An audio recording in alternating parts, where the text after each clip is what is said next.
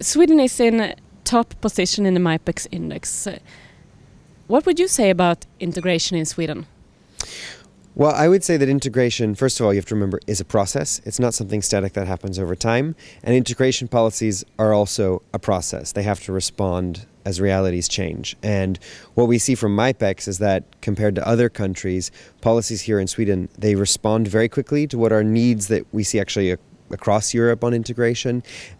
Sweden, yes, is ambitious, scoring #1, but also we have now some statistics on who's benefiting from these policies, and we see that more immigrants in Sweden benefit from, say, reuniting with their family, getting basic training, becoming permanent residents, citizens, complaining about discrimination than in most countries. So we would say that actually Sweden is very effective at reaching the immigrants who are in need, and investing more in the kinds of programs that we see from evaluations are definitely going to boost their integration outcomes over time. So I would say that, Sweden is responsive, it's ambitious, it's effective, it's reaching people, and it's one of the few countries that responds to evaluation and evidence and tries to base its policies on continuous improvement rather than just politics.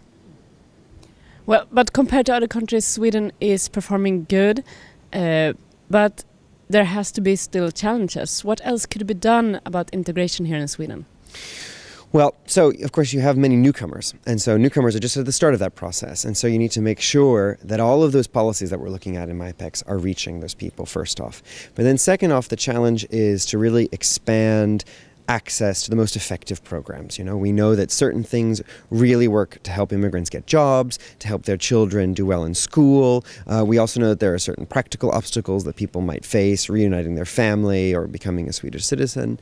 And so you have to make sure that immigrants are getting into those programs that have the best outcomes. We can't just be happy with ambitious policies and best practices. We need to make sure that everyone is getting the support that they need. And what we see across Europe is that often immigrants are underrepresented in those most effective programs. They're not necessarily getting the work-based language training, they're getting the generic training. They're not getting the recognition of their qualifications.